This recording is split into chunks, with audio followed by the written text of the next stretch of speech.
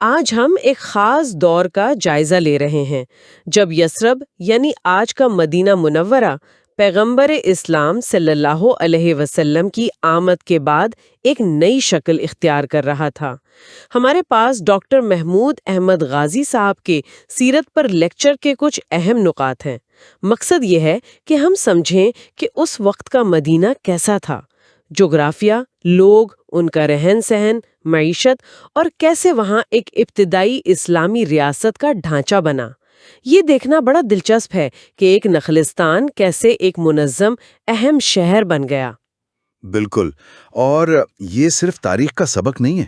ہم یہ دیکھیں گے کہ کیسے وہاں کی زمین جو آتش فشانی پتھروں والی تھی اس نے زندگی کو شکل دی، پھر یہ کہ کیسے مختلف قسم کے لوگ، مختلف قبیلے وہاں اکٹھے رہتے تھے، اور پھر کیسے ایک بالکل نئے معاشرے اور ریاست کی بنیاد پڑی۔ تو یہ جغرافیہ، سماج اور قیادت کا ایک بڑا دلچسپ امتزاج ہے جو ہمیں نظر آتا ہے۔ تو آئیے پہلے وہاں کے ماحول کو، جغرافیے کو تھوڑا سمجھتے ہیں۔ آپ نے کہا آتش فشانی علاقہ۔ مدینہ اصل میں ایک نخلستان تھا، ہے نا؟ تقریباً کوئی 12-14 میل لمبا اور 8-10 میل چوڑا علاقہ جو سیاہ پتھروں کے میدانوں کے بیچ میں تھا۔ انہیں ہررا یا لاوا کہتے ہیں۔ جی ہاں، ہررا۔ یہ بڑا اہم ہے۔ یہ کوئی ایک شہر نہیں تھا جیسے ہم آج سوچتے ہیں، بلکہ 20-22 چھوٹی چھوٹی بستیاں تھیں، گاؤں تھے سمجھ لیں، اور ان میں ذرائع بتاتے ہیں 50 سے لے کر تقریباً 78 تک چھوٹے قلعے یا گڑیاں تھیں جنہیں اتام کہا جاتا تھا۔ اچھا، اتنی ساری گڑیاں؟ یعنی ہر قبیلے یا خاندان کی اپنی حفاظت کا انتظام تھا؟ لگتا تو یہی ہے۔ مرکزی حکومت تو تھی نہیں اس طرح کی، اور یہ جو لاوا پتھر تھے نا، انہوں نے زمین کو بڑا زرخیز بنا دیا تھا۔ خاص طور پر کھجوروں کی کاشت کے لیے بہترین جگہ تھی۔ مدینہ کی کھجوریں تو مشہور ہیں۔ یثرب ان بستیوں میں شاید سب سے بڑا یا مرکزی گاؤں تھا، تو عام طور پر پورے علاقے کو ہی یثرب کہہ دیتے تھے۔ اور آبادی؟ ہجرت کے بعد تو کافی لوگ آئے ہوں گے۔ جی بالکل، ہجرت کے بعد آبادی میں بہت تیزی سے اضافہ ہوا۔ ایک اندازہ ہے کہ شاید 10,000 سے 15,000 تک لوگ ہو گئے تھے۔ اور یہ بھی اہم ہے کہ پیغمبر صلی اللہ علیہ وسلم نے مدینہ آمد کے فوراً بعد ہی یا کچھ عرصے میں مردم شماری کا حکم دیا۔ یہ اس دور کے حساب سے ایک بڑا جدید انتظامی قدم تھا۔ مردم شماری۔ اچھا، اب تھوڑا معاشرے کی بات کرتے ہیں۔ عرب معاشرہ اس وقت کیسا تھا؟ شہری اور خانہ بدوش کا فرق تھا؟ جی، موٹا فرق تو یہی تھا۔ شہروں یا بستیوں میں رہنے والے اہل المدار کہلاتے تھے، جیسے مکہ مدینہ والے، اور جو صحرا میں خیموں میں رہتے تھے وہ اہل الوبر تھے۔ مدینہ میں قبائلی نظام بہت مضبوط تھا۔ قبیلہ، پھر اس کے اندر عشیرہ، پھر بطن، پھر خاندان یا اسرہ، اور اپنے قبیلے سے وفاداری یعنی عصبیت بہت اہمیت رکھتی تھی۔ تو اتنی مضبوط قبائلی شناخت کے ہوتے ہوئے ایک متحدہ معاشرہ بنانا تو مشکل ہوا ہوگا؟ یقیناً یہ ایک بڑا چیلنج تھا۔ مدینہ میں بڑے عرب قبائل تھے، اوس اور خزرج، جن کی آپس میں پرانی دشمنیاں بھی تھیں۔ پھر یہودی قبائل بھی تھے، بنو قینقہ، بنو نذیر، بنو قریظہ، وہ بھی وہاں آباد تھے۔ ان سب گروہوں کے آپس میں تعلقان بھی تھے، رشتہ داریاں بھی تھیں، لیکن اپنی الگ الگ شناختیں بہت مضبوط تھیں۔ مذہب کے لحاظ سے دیکھیں تو بت پرستی بھی تھی، جیسے منات دیوی کی پوجا ہوتی تھی، اور کچھ لوگ توحید پرست بھی تھے جنہیں حنیف کہتے ہیں۔ تو اس سارے منظر نامے میں تبدیلی کیسے آئی؟ پیغمبر صلی اللہ علیہ وسلم نے کیا اقدامات کیے؟ 2 بہت کلیدی اقدامات تھے۔ ایک تو مواحات یعنی بھائی چارہ قائم کرنا۔ مہاجرین جو مکہ سے آئے تھے اور انصار جو مدینے کے مقامی مسلمان تھے، ان کو آپس میں بھائی بھائی بنا دیا گیا۔ یہ گہرا سماجی رشتہ تھا۔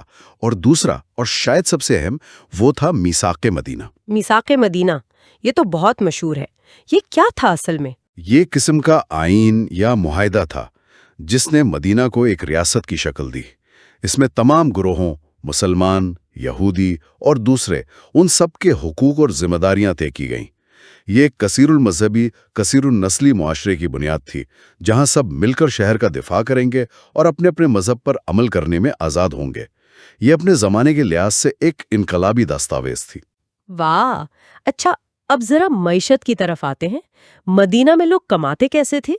زراعت کا تو آپ نے ذکر کیا۔ جی، معیشت کی بنیاد 2 چیزیں تھیں۔ ایک تو زراعت، جس میں کھجوریں، انگور، جو وغیرہ شامل تھے، اور دوسری تھی تجارت۔ تجارت؟ وہاں تجارت کی کیا صورتحال تھی؟ شروع میں ہجرت سے پہلے تجارت اور خاص طور پر مالی معاملات جس سے قرض وغیرہ ان پر یہودی قبائل کا اثر زیادہ تھا۔ ان کی اپنے بازار تھے، جیسے بنو قائنہ کا بازار تھا، وہ کافی مشہور تھا۔ تو پھر اسلامی ریاست قائم ہونے کے بعد معاشی میدان میں کیا تبدیلیاں آئیں؟ پیغمبر صلی اللہ نے اس طرف بھی فوری توجہ دی۔ سب سے پہلے تو ایک نیا مسلمانوں کا اپنا بازار قائم کیا، مسجد نبوی کے قریب۔ مقصد یہ تھا کہ کسی ایک گروہ کی اجارہ داری نہ رہے اور مقابلہ منصفانہ ہو۔ پھر ناپ تول کے معیاری پیمانے مقرر کیے۔ اصول یہ رکھا کہ اجناس کے لیے مدینہ کے پیمانے چلیں گے اور سونے چاندی کے لیے مکے کے۔ اچھا، یعنی معیار مقرر کر دیے۔ جی بالکل، اور غیر منصفانہ تجارتی طریقوں کو روکا گیا، جیسے سود جسے ربا کہتے ہیں اسے سختی سے منع کیا گیا۔ ذخیرہ اندوزی منع تھی۔ ایک اور چیز تھی تلقی الجلب، یعنی تاجر شہر سے باہر جا کر آنے والے قافلوں سے مال سستا خرید لیتے تھے شہر پہنچنے سے پہلے ہی۔ اس سے مارکیٹ میں قیمتیں خراب ہوتی تھی، اس کو بھی منع کر دیا گیا۔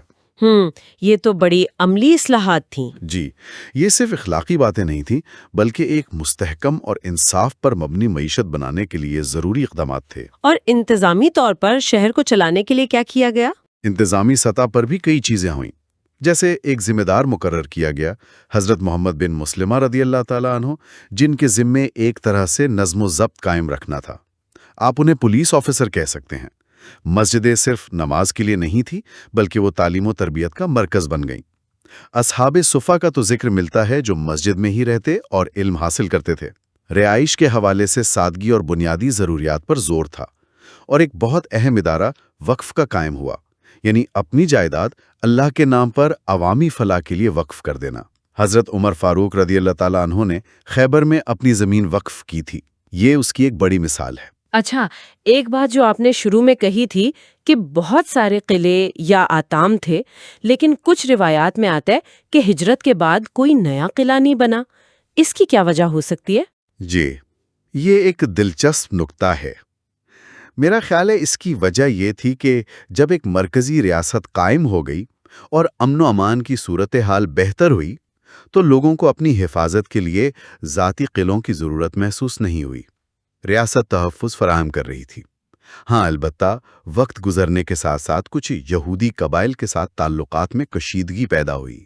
جی، وہ واقعات بھی تاریخ میں درج ہیں۔ جی، معاہدوں کی خلاف ورزی کا الزامات پر بنو قینقاع اور پھر بنو نذیر کو مدینہ سے جلاوطن کیا گیا۔ بنو قریظہ کا معاملہ زیادہ سنگین تھا۔ غزوہ خندق کے موقع پر انہوں نے معاہدہ توڑا، جس کے نتیجے میں ایک فیصلے کے تحت ان کے جنگجو مردوں کو سزا دی گئی۔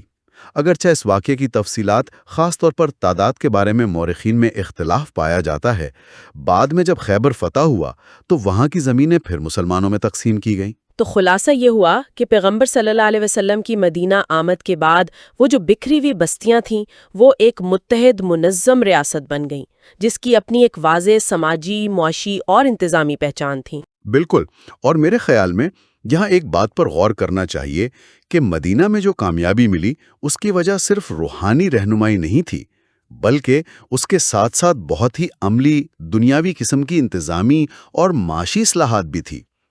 کیا یہ روحانی اور عملی پہلوؤں پر امتزاج ہی تھا جس نے اس ابتدائی مسلم معاشرے کو وہ طاقت اور استحکام دیا جس نے آگے چل کر تاریخ پر اتنے گہرے اثرات مرتب کیے؟ یہ ایک سوال ہے جو ہمیں سوچنے پر مجبور کرتا ہے۔